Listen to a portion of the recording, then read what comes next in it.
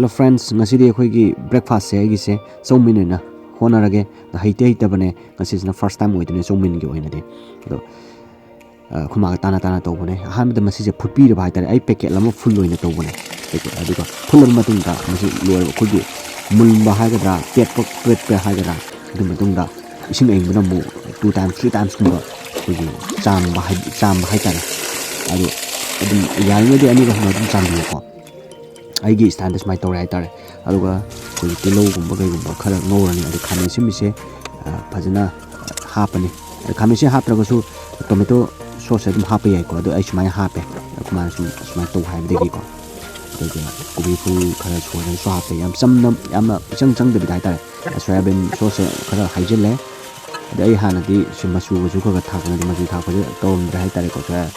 sauce to hai tare mi cha de budi panga sa ai sana ho ko ma tang di tang di process se nuram de hai tare ko hotel de ga sa ba tong an ma hom na do anyway aigi sigi style dum phala haw hai tare ko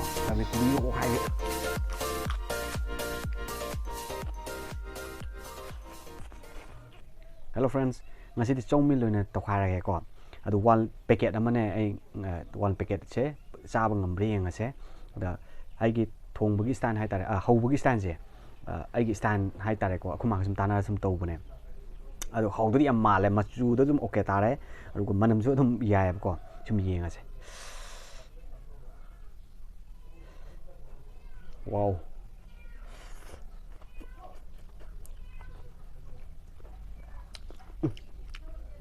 top tare đây spoon nhất thầm mà kun nồi chả vào đâu vậy kun là rất là sao không về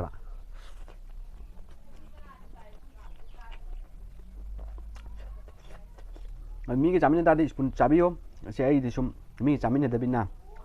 ai khu sao tàu hai bữa này còn vào đâu vậy để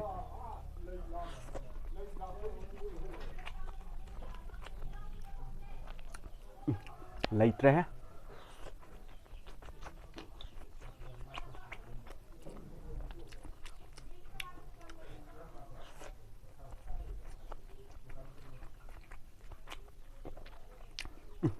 tiếc hả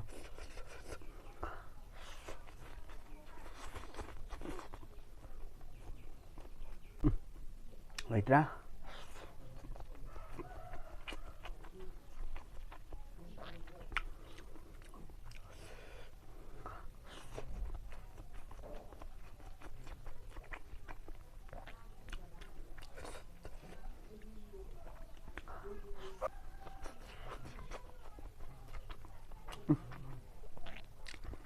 hả ai cô bị cột kìa cô cha chúng mình chán là phải tan chán cái này còn vì cô bị có hai bị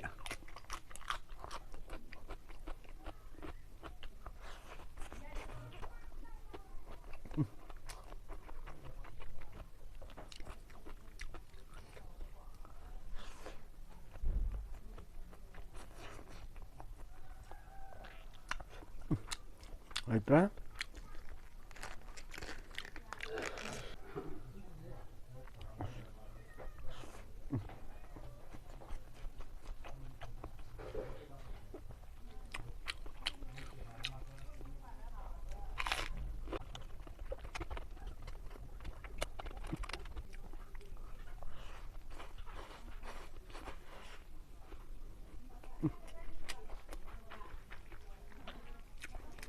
Đấy, hầu đó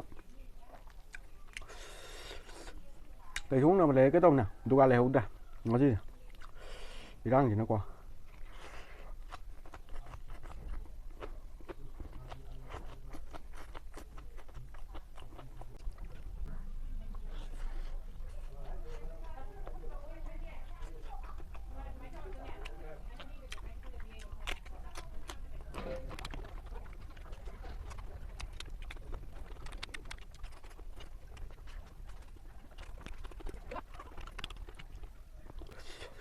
ngấm nước mà cái này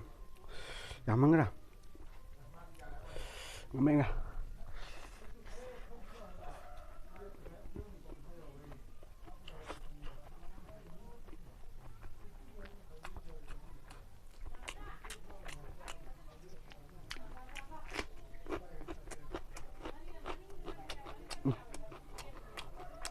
ꯍꯥꯎ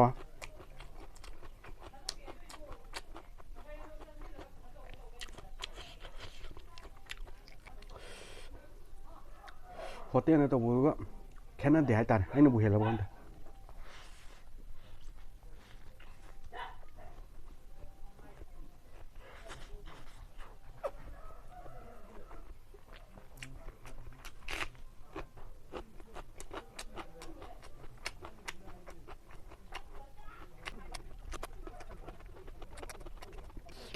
ꯑꯋꯥꯕ ꯋꯥꯈꯜ ꯌꯥꯝ ꯈꯟꯕꯤꯒꯅꯣ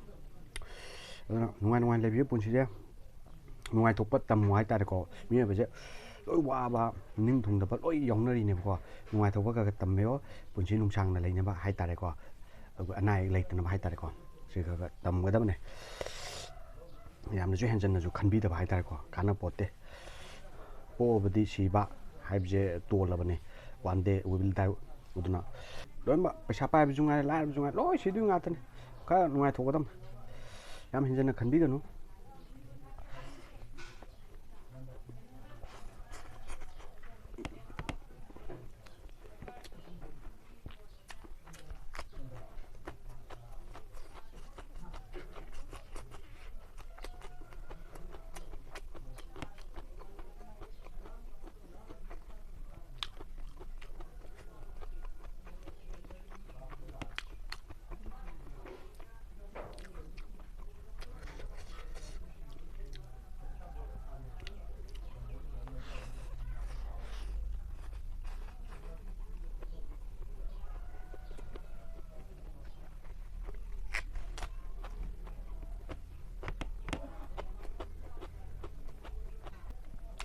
ngâm nước ngoài cơ đúng rồi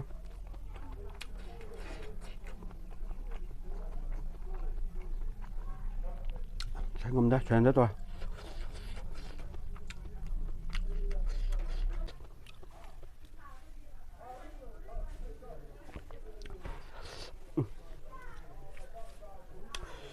하시 왜 쟤는데 또 ngâm ngâm khăn mà này ngâm ra mít này cả làm bao ủi mà là cút trâu chứ ai cút thì khá trâu phần bạn thế tại ngâm cái đó màn bằngยัดเดดูไปเลยจ้ะโอเวอร์เนี่ยให้เจ้าไดอะล็อกตัวยามสุดซาบะอภาพสินจักที่ว่ากันแต่บอกว่าอภาพสินจักซาบิวยามนะสารกไปยากตระก็อุปเลยจ้ะซาบะยากตระบาดุยาตระಅದು body du yak tra bane aduna chaba yaringe phaja sabiyo hai tare ko aduma tamsu yamna manghan da bida ko gi kana thabak thorom da maipun an onjan bi ba chatra gana like ta yam kanna honna bi ba hai tare ko sim sange adu pesa tan ba kambu sing oigana pesa tan da chapi ba hai tare chatra sing oina student gi oina mahi masing da pungning changwi ba aduga ate de family pu ba singina family pu badu mai pak na bidamuta matam mangan da ba hai tare ko adu chadra gadi hakchang sondara khane ba adu hakchang sondara pa हिरंग बुदमक्ता बेरा कारपनिना अफब चिंजाक चाबियु हाइतारे अदुना यामनमसु चाबियो याम चारग कनगदबने हाइतारे वखन थौना लोइ पुथोरकदबने अदुना सु मांगनदबा अतकी पैसासु तानबा हाइतारे या हाइनिंगबदि याम लेबा कोइ high हाइति वाजे ngang ba haitaba haitare ko aigi oinadi yam chagalle asmai taw haitare ko ado khangde mayam su dum chabiyu afaba ahawba chinjak haitare ga dum mathati yam sabigano mipung gudi ma je awatpa ningba thungdaba mayam loi lemdune ko yamnasu yamna henjannasu khanbidaba haitare yamnasu henjanna khanbidaba haitare ko adu admai ngai thokpasu khaga tambiba haitare adu manipurgi irang sisu zum farakadra sum henjalakpai mami su sum leibagi tap toy aduna ai channel sibu nungai be like subscribe tobiramo matong tabadu su nungai ba kana gadaba video ko loina namu laksage ngasigidi kainarasi